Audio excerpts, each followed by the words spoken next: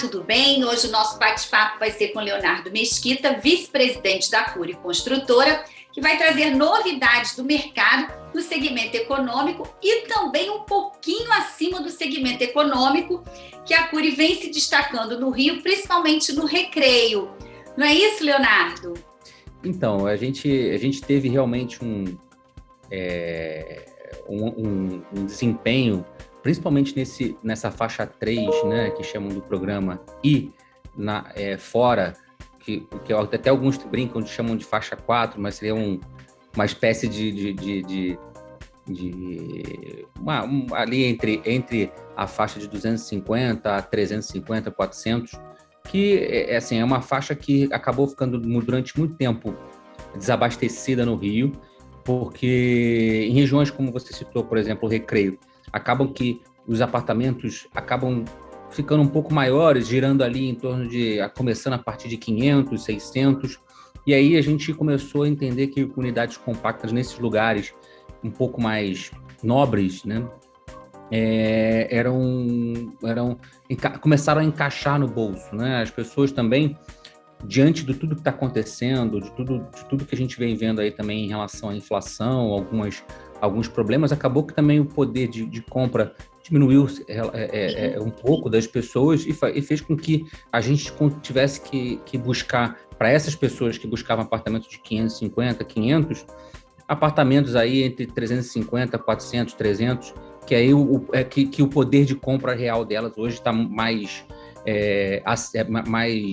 aderente a esse tipo de produto, entendeu? E no mercado, acabei te cortando, mas assim, no mercado, esse tipo de produto também está um pouquinho, como você disse, escassos, né? Porque o que a gente vem acompanhando, assim, o econômico, né, foi movendo a economia, principalmente nos períodos aqui que a gente vem atravessando da pandemia, e também o alto padrão. Mas essa escala que você falou, que é um pouco acima do Minha Casa e Minha Vida e não chega a ser de alto padrão, ficou um buraco aí, as pessoas precisando de produtos como esse, até porque precisavam ter um home office, né, ou se adaptar ao novo normal, e esse tipo de produto estava um pouco escasso. Isso foi uma tendência no ano passado? Eu acho que sim, porque você começa a ter, assim, as pessoas começam a entender, uma disputa sempre em relação à localização, né, que a pessoa quer manter normalmente localizações mais nobres, e espaço, porque você tem que também, esses apartamentos são apartamentos aí de 55, 60, 65 metros, quando você compara em essas regiões, tradicionalmente tem apartamentos maiores, sim, 90, 100, 120, até apartamentos maiores. Então, só que você tem um valor final que prejudica muito. Então, você acaba tendo regiões de desejo, mas com apartamentos que às vezes ficam num tamanho que ficam fora do poder de alcance das pessoas que têm renda para atuar naquela região. Então, eu acho que isso aí é uma adequação que acaba acontecendo do mercado versus o poder de compra da região. Então, isso vai, de tempos em tempos, se ajeitando. E a gente, como eu comentei, a gente teve uma estratégia, como você falou, começando aí, foi até o primeiro lançamento que a gente fez no ano passado, foi no Recreio, começando nessa região muito forte, mas com uma tendência de buscar regiões mais centrais, com mais mobilidade, com mais gente, mas buscando um preço de venda diferente do tradicional econômico, como você citou, que puxava a economia do Rio algum tempo atrás, que era aquele econômico faixa 1,5, faixa 2, que teve uma dificuldade no ano de 2021 por conta do aumento de custo que enfrentou a construção civil, por tudo que todo mundo já sabe da parte inflacionária que para esse segmento de 1,5 e 2 acabou sendo um pouco mais penalizado, porque você tem uma dificuldade de repassar esse aumento de custo diretamente por preço na mesma proporção e tão rápido, entendeu? Entendi. E esse público, tanto o público do econômico e até a gente pode chamar de médio, classe média, seria isso, assim, também precisa muito de financiamento, não é isso? O financiamento é muito importante, assim, a parcela que cabe no bolso, e a partir daí ele procura também as regiões, ou não? Ele foge um pouquinho porque ele também pode usar o FGTS. Exato. Não, ele assim, o aumento dos juros também nessas faixas acima, óbvio que também acaba diminuindo o poder de compra das pessoas. Então, isso não tem jeito. Quanto mais a gente vai subindo os juros, mais o financiamento vai diminuindo e o poder, esse valor final que a gente está falando aqui, ele acaba diminuindo. Mas, assim, isso foi uma coisa que aconteceu do início para o final do ano, mas também a gente aqui sabe que a gente já teve, assim, acho que esse período nosso de juros muito baixos foi um período relativamente não, muitíssimo curto na nossa história, entendeu? Então, a gente tem momentos de milhões de outros momentos do mercado imobiliário, e principalmente até no boom que aconteceu lá atrás, com taxas de juros maiores do que a gente está atuando hoje. Então, assim... Sim, é verdade. É uma situação, acho que hoje a gente está muito mais no real, talvez, do que aconteceu naquele período de juros muito baixos. Pode ser que o mundo real esteja no meio disso, mas, assim, a gente sabe que o mercado imobiliário, ele tradicionalmente tem juros acessíveis. Então, quando você mesmo, se a Selic hoje, o pessoal espera que a Selic ainda suba, as taxas do crédito imobiliário normalmente giram nos patamares que elas estão girando hoje. Então, não deve ter um impacto maior do que a gente está tendo nesse momento. E nos projetos que vocês costumam fazer, mesmo nessa outra faixa, como a gente até falou do recreio, ele também, o interessado que tiver a conta, né, vinculada ao FGTS, ele pode usar também, não pode? Ou ele só usa no repasse quando o imóvel estiver pronto? Ele já pode... É que, na verdade, a gente mesmo estando fora, porque mesmo estando dentro ou fora do programa, a Caixa Econômica ela disponibiliza o modelo associativo. Então, por exemplo, no Recreio ou no Porto, ou em outros lançamentos que nós fizemos em São Cristóvão, por exemplo, existiram repasses na planta. Então, a gente sempre busca repassar o cliente no início, independente de estar dentro ou fora do programa, entendeu? Tá. Essa modalidade de repasse na planta, ela existe também fora do programa.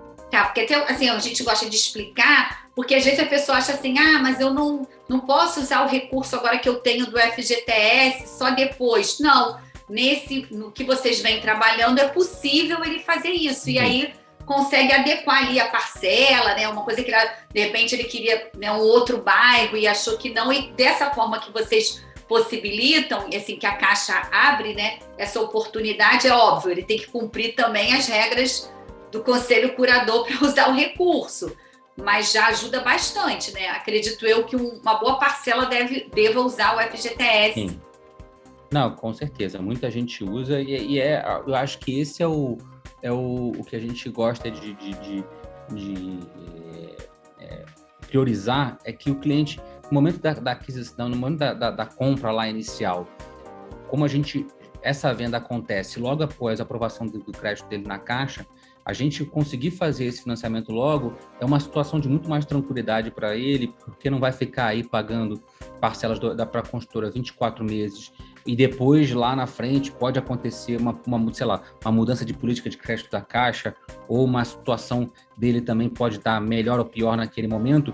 Então, você cria uma incerteza muito grande durante todo o período da obra. Quando a gente faz esse repasso no início, você consegue matar isso, entendeu? Fica só uma questão realmente do cliente, ele já é repassado para o banco e faz toda a parte de manutenção desse contrato dali em diante. Ou seja, para ele até também mais tranquilo, vamos dizer assim, né? Ele vai pagando, já está sabendo a prestação, sabe o valor certinho mensal, e quando o imóvel ficar pronto, ele não precisa se preocupar, de repente, ter que fazer uma nova, porque seria, bem na verdade, é uma nova reavaliação, vamos dizer assim, né? Exatamente. Uma nova avaliação, vamos dizer, com o banco. E, como você exatamente. disse, perder uma fonte de renda.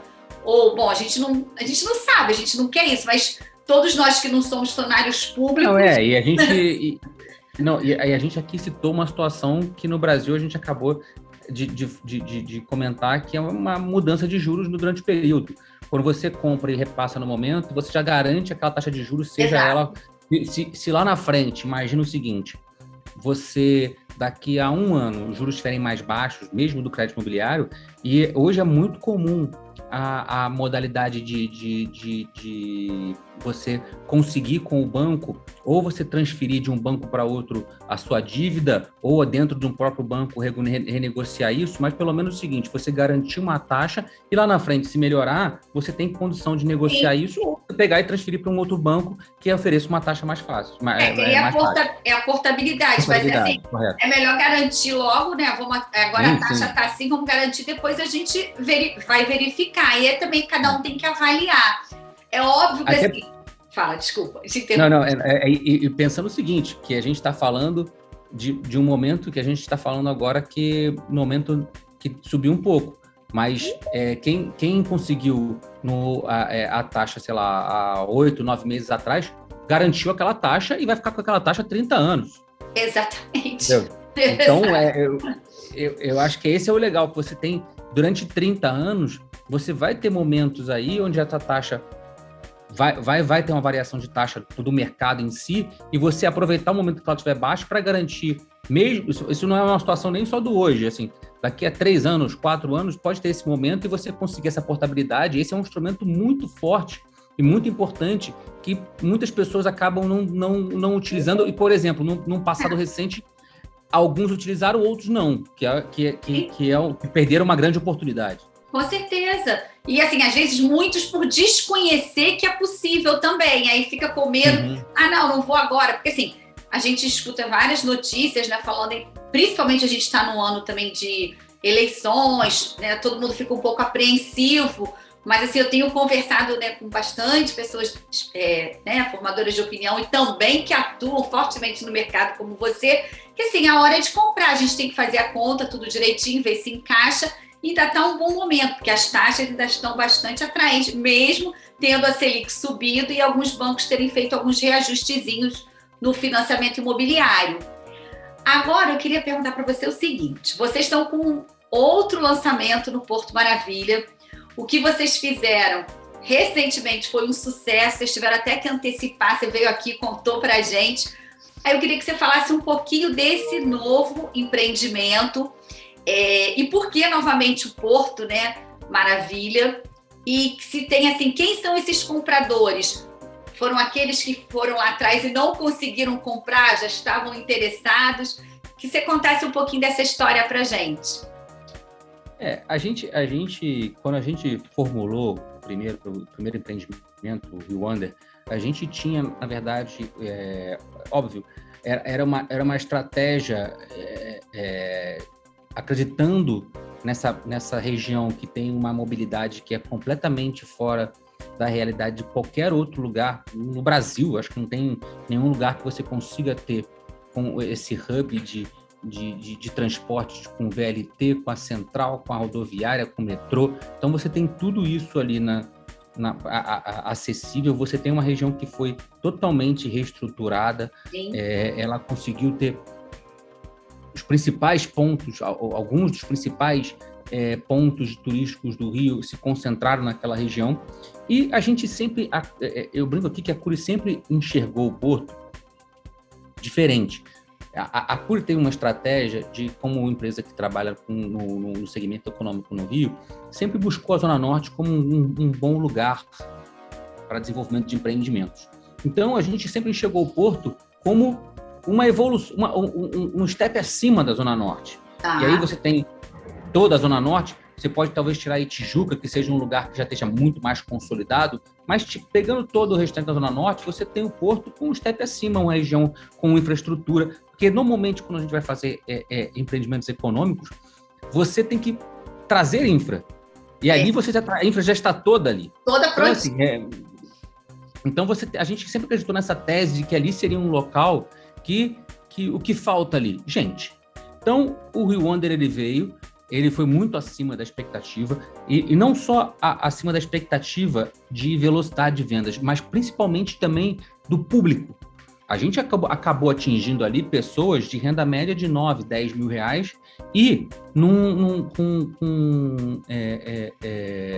uma variedade tão grande de locais dessas pessoas, porque a gente teve gente, tanto da região central, obviamente, bairros como o próprio São Cristóvão, Glória, Catete, aquela uma coisa mais próxima ali ao centro, Lapa, que são locais muitíssimo carentes de lançamento imobiliário.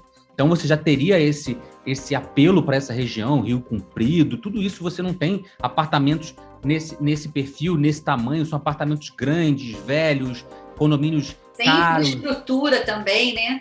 Sem nada de então, lá. Assim, isso já teria, isso já tentaria aí, já criaria uma tese para um lançamento imobiliário.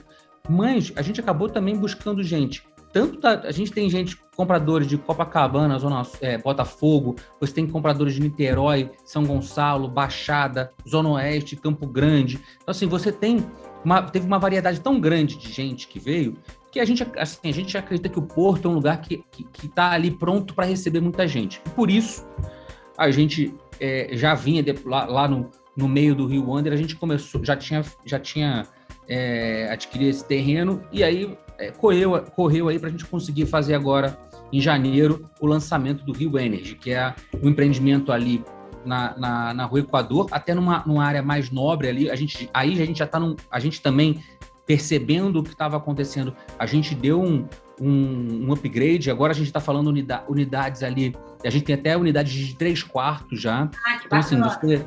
você já está num produto que tem realmente um perfil de mais família. São 793 unidades com uma infraestrutura assim, com piscina, academia, tudo que piscina no rooftop, você tem coworking também no rooftop, você tem toda a área de lazer que os grandes condomínios têm hoje, e dentro de uma região em frente à estação do VLT ali do Equador. Então, assim, eu acho que é uma oportunidade da cidade de estar se expandindo para uma região tão central e tão bem infraestruturada, que eu acho que isso que está fazendo com que as pessoas se movimentem, acreditando que, como eu falei, você morar ali tão próximo, não só ao centro, você está morando perto dos principais. Você está dali, se você quiser ir para Niterói, você está do lado da ponte. Também tem um aeroporto, né? O Santos Dumont também. Muito próximo. Assim, eu vou fazer um pequeno intervalo, porque eu quero ter outras perguntas sobre esse lançamento. Espera aí só um pouquinho que a gente já volta. Um instantinho.